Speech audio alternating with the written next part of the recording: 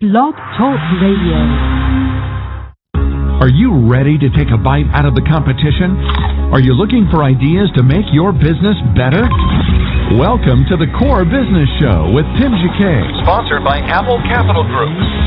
At the core of every successful business, you'll find people making a difference. And with each episode of the Core Business Show, we talk with those people, examine those ideas, and explore the strategies that make them special. Now, the host of the Core Business Show, Tim Jacquet. Good morning. Welcome to another episode of the Core Business Show. I'm Tim Jacquet, your host. Today, our topic is successfully network your business, and our guest is Krimitsos. And if you'd like to speak with him, he is a business networks expert. You can call in at 347-324-3460, 347-324-3460. Well, Chris, welcome to the program. Thanks, Tim. Thanks for having me. Hey, and I guess to begin with, kind of tell us about yourself and how did you get started in business? Great question. I'll just give you a brief synopsis, but really want to get down to a lot of the techniques. I have a TV background. I got to produce a lot of really great TV shows, but while I was doing that, I had a gentleman that worked for me that basically was doing internet marketing at the same time. And I saw the advent of Web 2.0 as I was doing terrestrial TV, and I realized how powerful the internet was going to be when this kid built up an audience of over 5,000 people following his every move on his email list at a time when it was in its infancy in '05. And because of that, I transitioned and created a business group, kind of like a chamber of commerce, so to speak, for business owners called the Tampa Bay Business Owners. And ever since then, I've been using a lot of creative techniques to help business owners market and enhance their market position in a world that is ever changing. And besides that, I've been a serial entrepreneur since I was a kid, so I'm very familiar with business and have learned a lot of lessons along the way. Wow. Kind of tell us about your chamber itself. There in the Tampa Bay area in Florida? It's in the Tampa Bay area, but what's unique about what we do is we only allow business owners in, which helps business owners build their business because business owners are more inclined to help one another out long term as opposed to salespeople. A salesperson has a goal to hit their quota or their mark. Now, there are some great salespeople that understand that relationships can go on beyond their monthly sales cycle. But a business owner who's growing their business understands that relationships are crucial long run for them and their business. And because we cater to only business owners, we do a lot of unique things. We do what we call success safaris. We take them on tours of other successful business owners that have hit 20, 30, 40, 50, $100 million in sales. They give a tour of their business, how they run their operations. We do what we call main events where we invite people to share their stories. So we get very successful business people to share how they got there. And then we also connect one another. We have a team that works as a personal concierge 4-hour membership that literally full-time connects one another to resources and business and contacts. And it's all been created because of the needs of our community. We listen very carefully to what our community asks for, and we provide it. Okay. And kind of, I guess we'll go ahead and dive into business networking. As you just mentioned a few seconds ago, why is it so important that a person in that mindset needs to keep in mind that they need to network their business? Well, we live in a world where relationships are extremely, extremely valuable, and your reputation is extremely valuable. There was a time when you could do TV advertisements, and basically you could push your message out there. No one really would know if you were really great or not great, and people would buy your product. We live in an era now where people know who you are. They could verify who you are online. If you're one of those last standouts that don't want to be active online, then they could basically verify what customers are saying about you, whether you like it or not. And relationships are crucial because you have to keep your reputation clean. You have to make sure to have good relationships with your vendors. And basically, we've really gone backwards to the days of biblical days when, merchants knew each other. People, we're back down to the Main Street days where everybody knows one another, whether you know it or not, because people could verify who you are on the internet based on what other people are saying. So we live in a very transparent culture in today's day and age. Well said. I guess just dive into your topics. I know you have an outline of information, if you don't mind sharing it with us. Well, the one topic I'd like to really get into is what we call e-introductions. In today's day and age, because of Google Voice and all these other phone screening systems, people can screen you out very easily if they don't like what you have to say. So we encourage our members to do what we call e-introductions, introducing one another via email through a well-written e-introduction and then exchanging emails. We've noticed that that really increases people's one-on-ones. That means meetings with one another, and also increases their business flow. Okay. So that's one of them. I could keep going also. Okay. Yeah, go ahead. Well, the other one is with the advent of the internet, a lot of people are not utilizing a lot of the tools that social media has given them. For instance, LinkedIn is a great tool for business. And on LinkedIn, you could create groups. Well, a lot of people will create a group, like let's say you're a salesperson. A lot of people create a group, sales professionals of America. Well, what that will do is attract your competition to join the group. Let's say you're an attorney, for instance, and you're an immigration attorney. Okay, you should actually name your group the pain points your target market is going through. So what that means is, let's say if you are an attorney and your target market of people are trying to figure out how to get their EB-5 visas to come to the U.S., then your group should say, join if you're having trouble obtaining your EB-5 visa to enter the U.S. Well, that will basically then have the people join you that are experiencing the exact pain point that you could solve, and you could do quite a bit of business. Wow, that makes sense. Does that make sense? I know it absolutely does, because some people just make it so generic that they're trying to get as many people in that particular group, but not actually focusing on that particular issue itself, just more general. So you really need to be Well, let me narrow it down so either. people could really understand. Let's say you own a restaurant. Let's keep it simple. And your restaurant specializes in fresh sushi. So fresh that it comes off the plane or the boat from international waters the morning of, right? So now you wouldn't use LinkedIn for this. You'd probably use a Facebook fan page for it. But to give the same example, that person would create a LinkedIn group that says, join if you're looking to get the freshest sushi in the Houston area, the New York area, sushi that is flown in. People say, you know what? I've been looking for that, and they join it. Well, those are your core clients. Those are people that support you. And that's a generalized, just so people can understand. Okay. Social media, as you mentioned a few minutes ago, how has that impacted the local business? Some people just don't know what to do with it, because I think some of them don't really know how to measure it. They don't know if it's really working. But is social media making deposits out there that you're not really realizing, or that customer don't necessarily mention it if they've seen it, just like the restaurant? Well, social media is basically your platform. Think of it as your house out in the internet universe. And it's a free interactive website that Facebook gives you, Google Plus gives you. And the impact it has is people want to interact with you on those platforms, and you need to interact with them. So a lot of people will say, well, I don't have time to manage my social media. What I would say to you, the business owner, is find the one platform that best fits your needs. If you're B2B, you're probably best using LinkedIn. If you're a restaurant or someone that is a B2C, you deal with consumers, Facebook fan pages might be a really great tool for you to use. So it really depends on the business, but find that one platform that the majority of your people probably are on, and use it and learn how to use it. And then slowly but surely expand to the other platforms, because your customers want to engage in your brand and they want to expand. So a lot of people that are not on there, you're leaving the door open to your competition. And as the world changes and progresses, you're not interacting with your fans or your core customers, and you're leaving a lot of money on the table. So I recommend it only because it's a tool that your customers are looking to use to engage with you in a conversation. And it's just extremely important to utilize social media in a way that's effective for your business in key marketing strategies. That's where I'm a big proponent of that. Okay. And generally, measuring is really, you only can measure the interaction you have with that particular person, but not as a whole, in a sense. Like LinkedIn, it has great opportunities to meet people you'll never be able to ever be able to touch or reach by phone.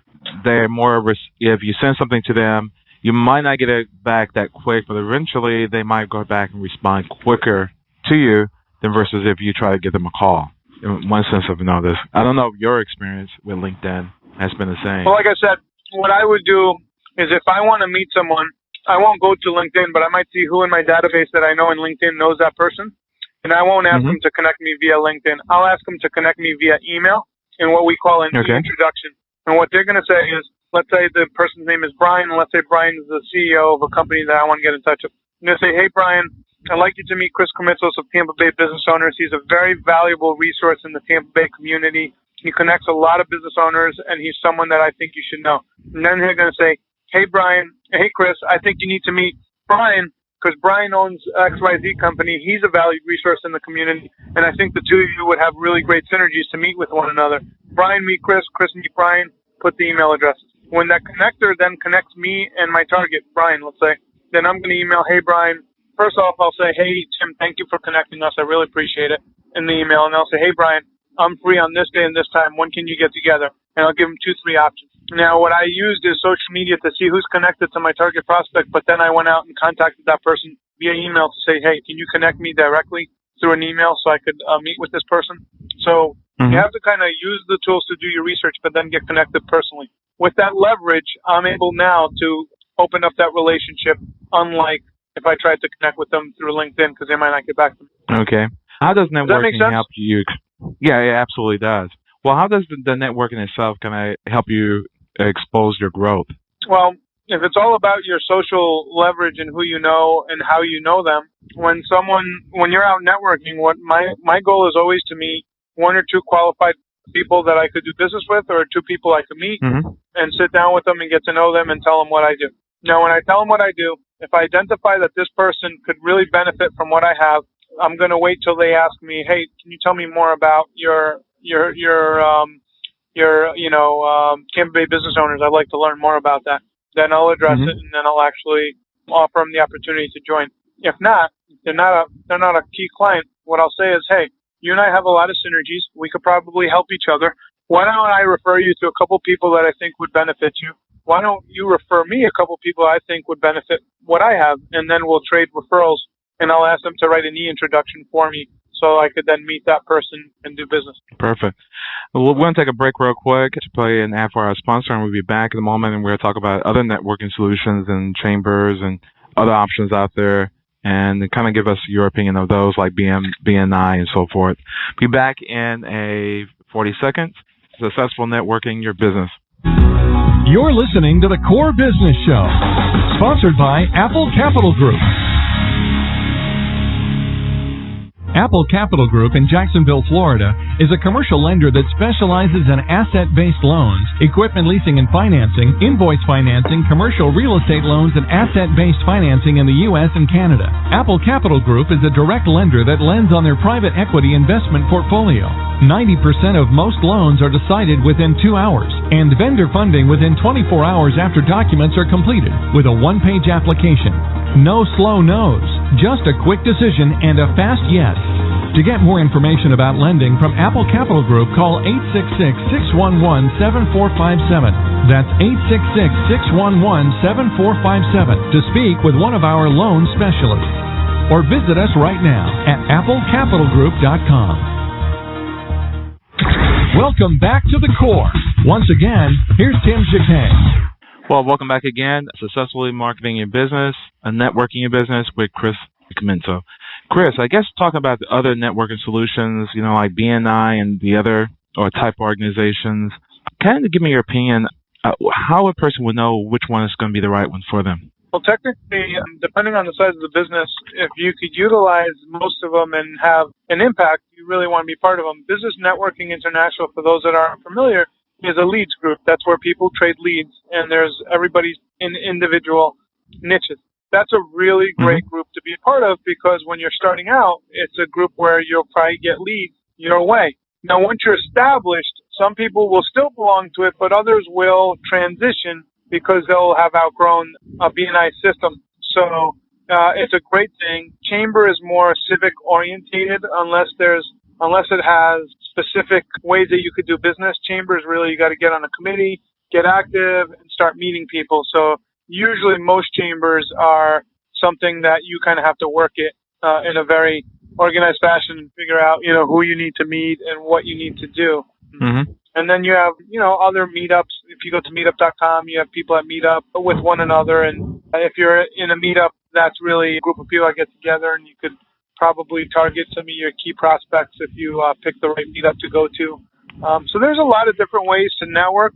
The key is, as a business owner, as someone that's doing business, is to have a strategy behind what you're doing when you go out there. So that way you come back with something that can help you do business. Otherwise, you're going in and you come out empty-handed. It doesn't help anybody. Yeah, I'm just socializing. In there, some people will mention you can try to see if you can get a mentor, and some of those particular groups mention that have mentor programs. Under your system there, do you have like a mentor program for some of your members? Basically, yes, I Well, mind being we have what we mentor. call peer-to-peer mentoring, and what that is that's what business owners usually need, is strategy, because all too often they're working, and they're not taking a break. And also, I'll be quite frank with you, there's people giving them advice saying, oh, you need a CFO. Oh, you need to have a head chief of operations. Well, someone that just started a business does not have the budget to have any of that. So they're wearing all the hats, and they're supposed to be wearing all the hats because they're cash strapped. They're trying to make it work, and they're trying to move forward. They're doing the work. They're doing their bookkeeping. They're trying to do their marketing. They're trying to follow up with clients, trying to keep their reputation. It's a very tumultuous thing. So what we do is we provide something called EG3, and it stands for Ecological Growth to the Third Power. And that means businesses in ecology. We have a peer group of 8 to 10 business owners that get together, and they serve as each other's board of directors, trying to help them with any challenges or anything they might be going through.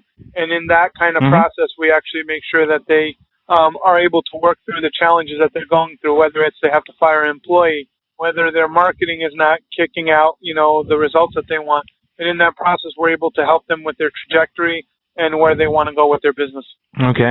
What are some of the common mistakes business owners make in networking? Well, the biggest common mistake, and a lot of us see this, is they give a card to everybody they meet and they hit up a whole room. Basically, it's very much like the rules to dating apply to rules of business very well. It's kind of like a guy going to a club and hitting on every woman. Well, all the women see that, and the guy will not go out with any of the women. If you're in a room, etiquette is you meet a couple people, you do some small talk, you get a couple business cards, and you follow up. The last thing you want to do is just shake people's hands, give them a business card, take their business card, and then go get 20 business cards. Unless you have a system that can handle that and overcome the stigma attached to that, the best thing you could do is go into a networking environment, go build up some relationships, talk to some people, and build up lasting relationships that will help you do business in that environment. Okay. And what should a business owner take full advantage of while they have networking opportunities? Well, when a business owner is networking, the opportunities that they should be taking advantage of is, one, you should always meet the person that's hosting the meeting, get to know them, make sure that you're on their radar. Two is the people that you do meet, make sure that you send them an email and follow up. Most people don't follow up. The third thing is you shouldn't be drinking. A lot of people will drink and they'll have alcohol on their breath. If there's alcohol being served, just be very careful how you do that. Especially some people don't realize if they went to a networking event right after work, they might not have eaten lunch. And what will happen is the beer or whatever alcoholic beverage they have will hit them a little bit harder than they originally thought. And now they're slightly slurring their speech. Well, that's not good for your business. Mm-hmm. Wow, that's great advice. Absolutely. Small business owners, what do they need to survive in this particular economy? Well, technically, our business was started in the worst part of the economy. Unless you own 100% of the market share, I can't see how you can't grow your business. So, that's a lot of folklore. If you don't own 80, 90% of your market, and you're only, let's say, 1% of the market, then you got to ask yourself, what am I doing to get the other 99% of the market share? So if big companies that own 20, 30% of the market grow to 35, 40% of the market, out of this downturn, small business owners, the world is their oyster. They can compete because they could adapt faster to a lot of the changes if they want to. They could grow their market share. They could grow their businesses. The economy being a downturn, you just got really not listen to the news and build your business. Listening to that kind of information won't get you anywhere. Absolutely. Kind of tell us about you have a show you host, and I guess give us some information about your company. Well, we used to host a couple of TV shows. One was called Millionaire Mindset, and now what we do is we actually do the live interviews in front of our organization. But a lot of the information for the Tampa Bay business owners can be found at tbbo.org. And for those that are listening, if there's something they need help in, feel free to email me at chris@tbbo.org, because I've built up a lifetime of experience of how to network and build a business in an environment that is about meeting people and going out there and getting them, or marketing strategies on social media. One of the greatest things that we do is with social media, we always make sure to post up a lot of pictures, make sure to tag people's faces, so then it goes on their Facebook walls and people could see what they're up to. And really, if you're servicing clients, just make sure that your customer service is top-notch. Make sure that your business is at tip-top shape, and make sure that you're satisfying your clients' needs. And then follow up and get referrals. We're actually right now in a referral economy. The businesses that are going to do the best are the ones that are going to be getting a lot of referrals. And the only way you get a lot of referrals is by doing what you do exceptionally well, and then having systems in place to ask for those referrals. So getting warm leads, referrals, is the name of the game in any economy. And that's what that's what guerrilla marketing is all about. It's about getting your clients to refer you more clients and using the tools that you have at your disposal without using a lot of discretionary income. Okay. On your website, you have a lot of success stories with your particular program. Can you just talk about one of the success stories, someone coming in as a small business and was really successful? We had a young couple, really great people, Chris and Carrie Rocos, recently. When they were growing, they have a video production company, and they are one of the largest aggregators of web videos for eHow. They do a lot of videos for them. And they have a really strong team, but they were just growing, and they were going through growing pains, and they just needed to focus in on their core competencies. So when they came in, they were just looking to build their business, to make it stronger, to build their system and make sure that they solidified their systems. Well, after about 6 months of hearing presenters talk about how they built their systems and how they made it stronger, it was the information they needed and the inspiration they needed to really focus on their business. And a year later, they became our members of the month. Their business is just rocking off the chains. They're growing. They're hiring people. And in the small business community, once people get their systems down and they're able to really focus on what they're doing and focus on their marketing efforts and deliverables, it's amazing, because not only do they grow, but they also hire people. And when you hire people, you grow the local economy and the local grassroots towns and communities that you live in. And it's from embracing small business owners and giving them the tools that they need, and also telling them that they're allowed to grow, that the recession is something that they see on TV, but it has nothing that will affect them, because they're business owners working on their systems, and that they're good to go. Wow. Any last words you'd like to leave our audience members? Well, technology is really important. You got to get on the technology bandwagon. Just remember, as a society, or as private as we're ever going to be in this moment, as we move forward, we're going to lose more and more of our privacy. That's just a fact of life. So the best thing that you can do is proactively take charge of your platforms, proactively manage your accounts, and proactively be your own press agent and tell people who you are and what you are. Okay. Well, we're going to leave it as that. I really appreciate it. Again, just give us your website and your contact information again. Yeah. Again, my name is Chris Krimitsos, and my website is tbbo.org, O-R-G, TampaBayBusinessOwners.org. And if anyone needs any help, or they need any questions or anything, to email me personally at chris@tbbo.org, and I will help any way I can. Great. Chris, thank you for coming on the program. I really appreciate it. Thanks for having me, Tim. Okay. Thank you. Take care. All right. Bye now. Bye-bye. This has been another production of The Core Business Show with Tim Jacquet. You can download this episode on iTunes or Blog Talk Radio. We do ask you that you rate these shows to tell us if it's benefiting you. Write some type of comment if you don't mind. Again, you can download it on either network. Thank you for listening today. Everybody have a great day. Again, Tim Jacquet, your host. Thank you for listening to The Core Business Show with Tim Jacquet. For a free quote on equipment leasing and financing, visit our website, applecapitalgroup.com. That's applecapitalgroup.com. And fill out the information to receive your free quote. We hope you'll join us for our next episode. And remember, you can always get to The Core via iTunes. You'll find all our previous episodes there. Thanks again for listening to The Core Business Show with Tim Jacquet.